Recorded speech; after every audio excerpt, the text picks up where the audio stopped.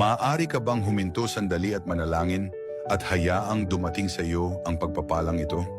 Mahal na Panginoon, ipinagkakatiwala ko sa iyong mga kamay ang aking buhay, ang aking puso at ang lahat ng mayroon ako. Kapag hindi ko makita ang daang nasa unahan, ikaw nawa ang maging aking liwanag. Kapag ako'y nanghihina at napapagod, ikaw nawa ang maging aking lakas.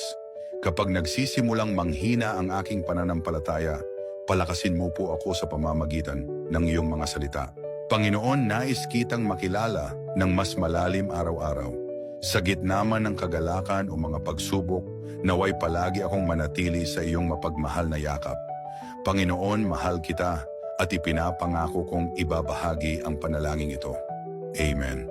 Kung ikaw na nasa harap ng screen ay naantig din ang panalangin ito, malugod kang inaanyayahang mag-comment ng Amen at i-share ang panalangin ito sa unang 3 kaibigang pumasok sa iyong isipan. Huwag nating hayaang mawala ang kapangyarihan ng panalangin. Kung nais mong mapalapit pa sa Diyos, mas maunawaan ang kanyang layunin at kalooban at tahakin ang landas ng buhay na ginagabayan, inaakay at pinagpapala ng Diyos, malugod kang inaanyayahang mag-iwan ng komento at sumali sa aming libreng online study.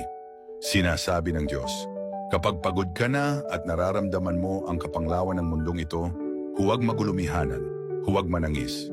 Tatanggapin ng makapangyarihang Diyos ang tagapagbantay ang iyong pagdating anumang oras.